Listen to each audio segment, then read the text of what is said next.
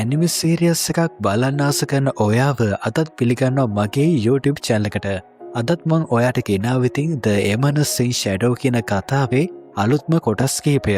මේ කතාව නරඹන්න ඉස්සෙල්ලා මේ කතාවේ පහුගිය කොටස් ටික ඔයා බැලපු නැති කෙනෙක් නම් අනිවාර්යයෙන්ම කියලා ඒ කොටස් ටික නරඹලා මේ කතාව නරඹන්න. කතාව පටන් ගන්න ඉස්සෙල්ලා දාන වීඩියෝ like එකක් ඒක උතර පුංචි subscribe button එක click කරලා subscribe කරන්න. bell icon එක all කරොත් එම මේ කතාවේ අලුත්ම කොටස ඔයාගේ ළඟටම ගෙන්න ගන්න පුළුවන්.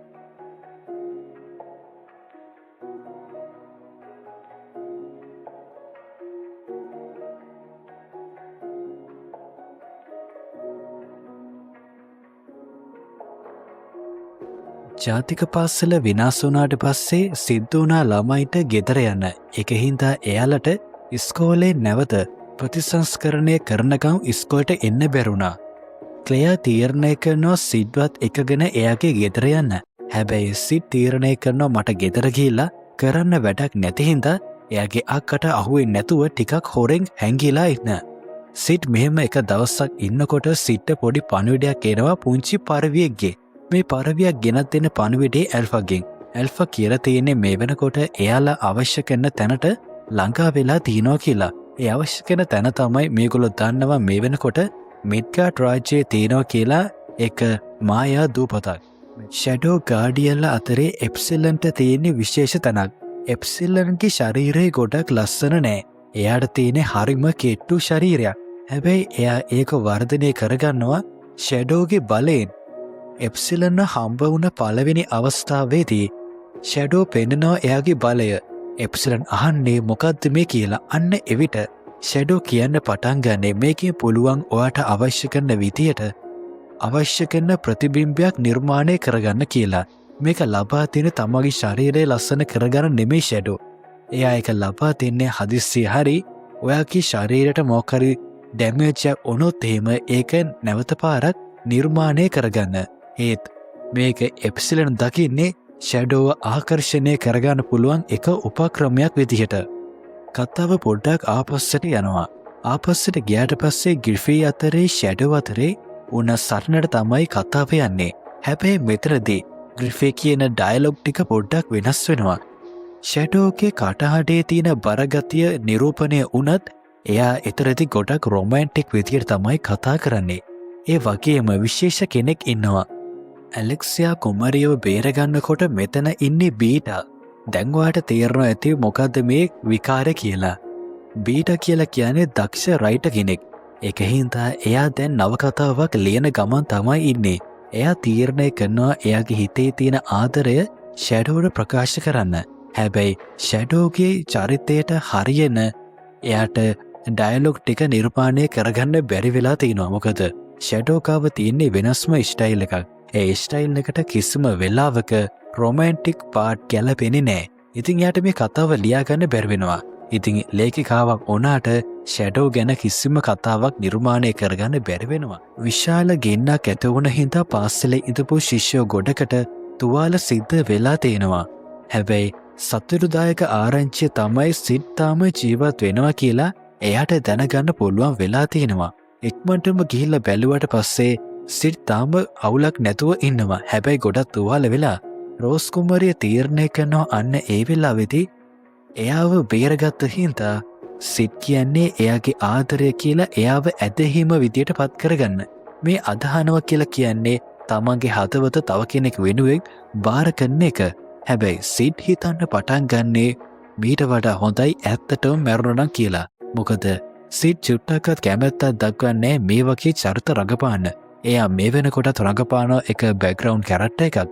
ආදර කතාව ගොඩක්ම කම්මැලිදායක වුණත් රෝස් කුමරිය හින්දා සිඩ්ට පුළුවන් වෙනවා ඒ මායාකාර භූමියට පූජනීය බිමට අඩිය තියන්න. එයත් එක්ක ට්‍රේන් එකේ යන්න පුළුවන් වෙනවා. ඒ විතරක් නෙමෙයි මේගොල්ලෝ මේ යන්නේ දේවතාවියන්ගේ නඩු විභාගයේ කියන උත්සවයට. මෙතනදී හැකියාව ලැබෙනවා තමගේ දක්ෂතාවය හැම කෙනෙක්ටම ඔප්පු කරලා පෙන්නන්න. සිඩ් අහන්න පටන් ගන්නේ ඇත්තටම මට දෙයක් කියන්න. මම මේක දන්නේ නැති හින්දා අහන්නේ. ඒ වගේ තැනක් ඇයි නිර්මාණය කළේ? ඔයා හිතනවද ගොඩක් දක්ෂ සටන්කරුවෙක් ඒ ඉන්දියා කියලා? මම නම් හිතන විදියට ගොඩක් කතා නම් තියෙන්නේ. හොඳම සටන්කාරිනිය කියලා කියන්නේ බියට්‍රික්ස් කියලා.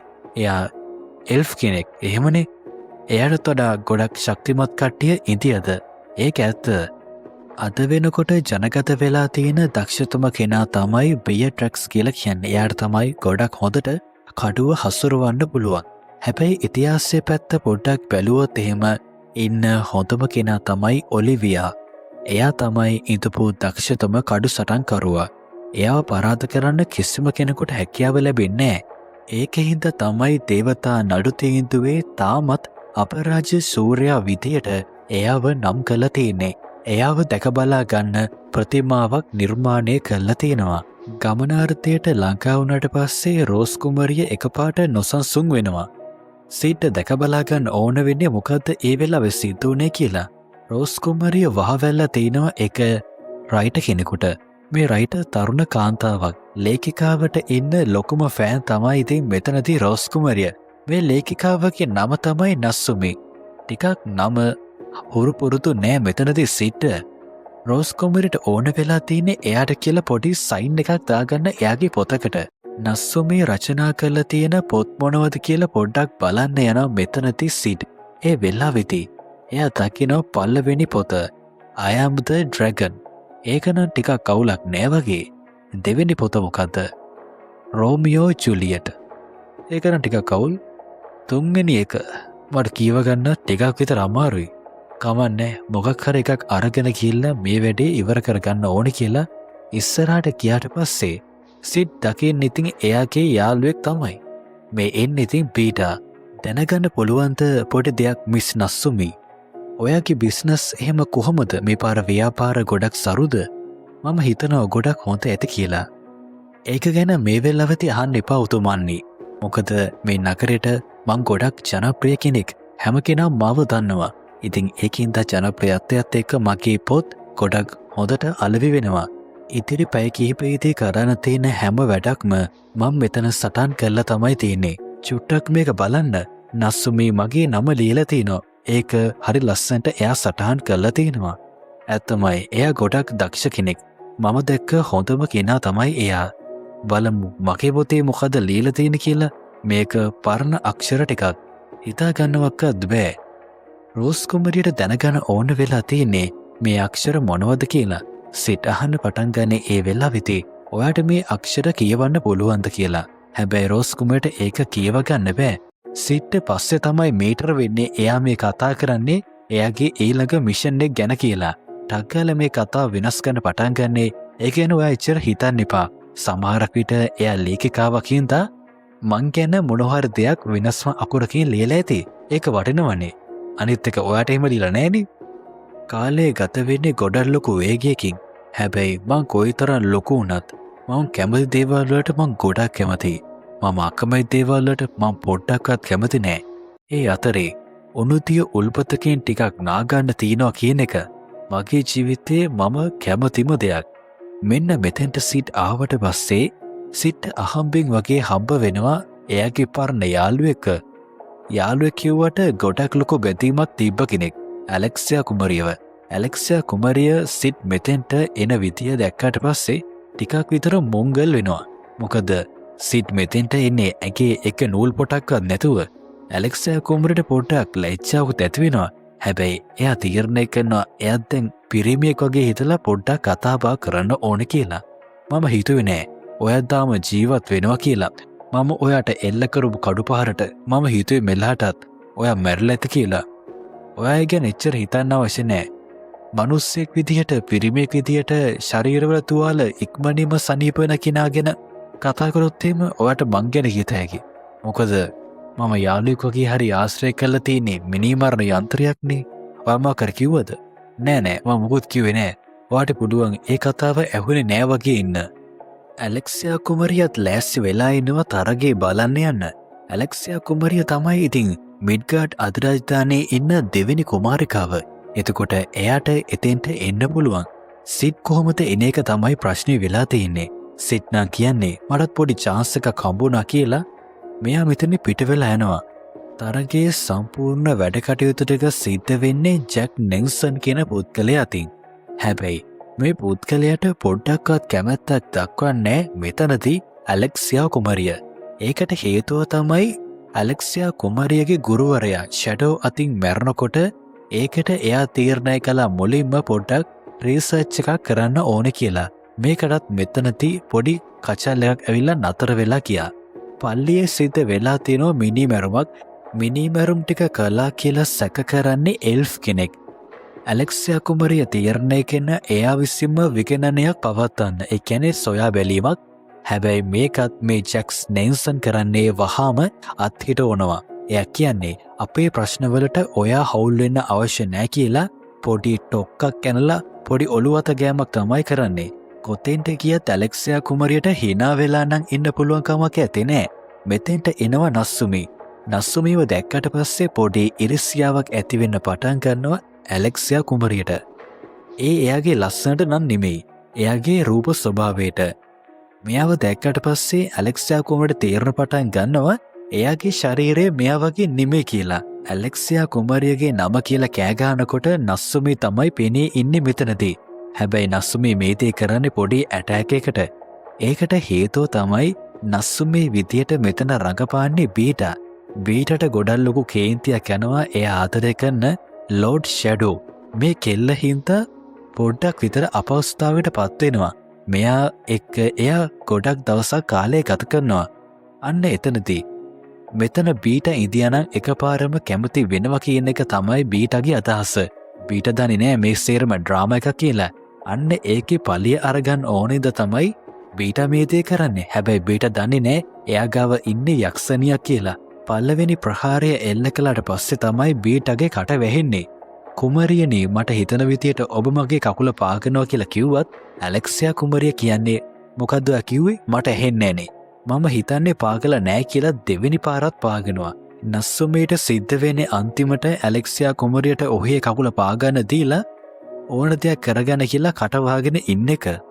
තරග පෙටියට තරංකරුවන් එනකොට හැම කෙනාම කියන්න පටන් ගන්නේ අරයා අච්චර වැඩකාරෙක් මෙයා මෙච්චර වැඩකාරෙක් මෙයා තමයි දිනන්නේ මෙයාගේ ශක්තිය වැඩි කියලා. මේ කතාව අහගෙන ඉන්නවා මෙතනදී සිඩ් කල්පනා කරන්නේ මේ මිනිස්සු හොඳටම අවුල් වෙලා ඉන්නේ. බලය කියන දේ ගැන මෙලෝ දැනුවක් නැහැ. මෙයාලද වැඩකාරෝ කියන්නේ. එකපාරටම මැද්දට පැනලා දඩබඩ ගාලා කට්ටියටම ගහලා අඳුරෙම මම අතුරුදහන් වෙලා යනවා.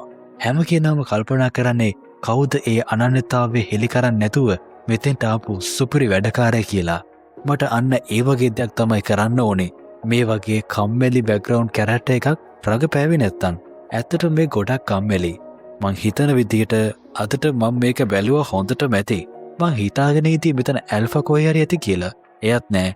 මම මෙතන යනවා කියලා පිට වෙලා යන හතරකොටම ඔන්න තවත් එක කතාවක් ආරම්භ වෙන්න පටන් ගන්නවා. ඒ කතාව තමයි මෙතනදී නෙල්සන්ගේ සටන් එනවුස් කරන පුද්ගලයා කියන්න පටන් ගන්නවා අලුත් තරංකරුවෙක්. ඒ තරංකරුවා ගොඩක් දක්ෂයි. ඒ වගේම එයා තමයි ඉන්න පාසලේ ඉන්න ජනප්‍රියතම ශිෂ්‍යයා. එයාගේ නම තමයි සිඩ් කගනෝ කියලා කියනවා. සිඩ් කල්පනා කරනවා ඒක නම් ගොඩක් හොඳයි. ඒක ටිකක් විතර වෙනස් ෆයිට් එකක් වෙයි කියලා තමයි හිතන්නේ. මොකද හොඳටම නිදිමතේ ඉන්න හින්දා. පස්සේ තීරණය කරනවා ඒ කිව්වේ මගේ නමනේ කියලා. ගන්න ඉතුරු වෙලා තියෙන්නේ ඔප්ෂන් 3යි. නම්බර් 1 මම ගිහිලා සටන් කරනවා. හැබැයි සටන් කළොත් එයාලා දැනගන්නවා මං ගාව ඩාර්ක් මැජික් තියනවා කියලා. නම්බර් 2 ගිහිල්ලා ගුටි කනවා. එහෙම වුණොත් එහෙම අක්කගේ මැරුම් කන තමයි සිද්ධ වෙන්නේ. ඒකෙන්ද ඒ දේ නම් කොහොමත් කරන්න බෑ. නම්බර් 3 එක මට සිද්ධ වෙනවා පොඩි නොමගැවීමක් කරන්න. අන්න ඒක නම් ගොඩක් හොඳයි කියලා මෙතනදී සිඩ් අතුරුදහන් වෙලා එනවා ෂැඩෝ විදියට. ඇවිල්ලා තීරණය කරනවා වැඩේ ඉවරයක් කරන්න. නෙල්සන් හිතන්නේ ෂැඩෝ කියලා කියන්නේ මුඩුක්කු මීයේ කියලා. My name is Shadow. He who work with the shadow, the hunt with the shadow. සෙවනලි සමග වැඩ කරන තැනැත්තා සෙවනලි වලින්ම දඩයන් කරයි. ක්‍රීඩාව අවසන් කරන තමයි දැන් අවස්ථාව උදා වෙලා තියෙන්නේ. ෂැඩෝ මේතය කරන හතරකොටම ප්ලේ ටයිම් ඉස් ඕවර් කරද්දී මෙතෙන්ට එනවා කාන්තාවක්. මේ කාන්තාව නිකම්ම කාන්තාවක් නෙමෙයි. ඇගේ නම තමයි අරෝරා. අරෝරා කියන්නේ වසර 1000ක් පැරණි මතකයක් තියෙන අඳුරු මායාකාරියක්. කතාවේ විස්තර කියන විදිහට ඉතපු දක්ෂතම බුද්ධිමත්ම ඒ වගේම කිසිම කෙනෙකුට පරාද කරන්න බැරි අපරාජිත ශක්තියක් තියෙන කෙනෙක් තමයි අරෝරා කියන්නේ. නෙල්සන්ගේ මතය තමයි ඒක. හැබැයි මෙතනදී ෂැඩෝ ගොඩක් ආස කරනවා එයත් එක්ක සටන් කරන එක. මොකද ෂැඩෝට අවශ්‍ය වෙලා තිබුණු මායා බලයක් තියෙන කෙනෙක් තමයි මේ අරෝරා කියන්නේ. එයත් එක්ක සටන් කරන එක වෙනස්ම ජවනිකාවක් වගේම ඒක වෙනස්ම සතුටක් ගෙන දෙනවා. ෂැඩෝ මෙතනදී අරෝරාව හරිම ලේසියෙන් පරාජයට පත් කරනවා. ඊට පස්සේ ෂැඩෝට ඕන විදියටම අඳුරේ අතුරුදහන් වෙලා යනවා. නෙල්සන් කල්පනා කරන්නේ කොහොමද එයා ඒ දේ කළේ කියන එක.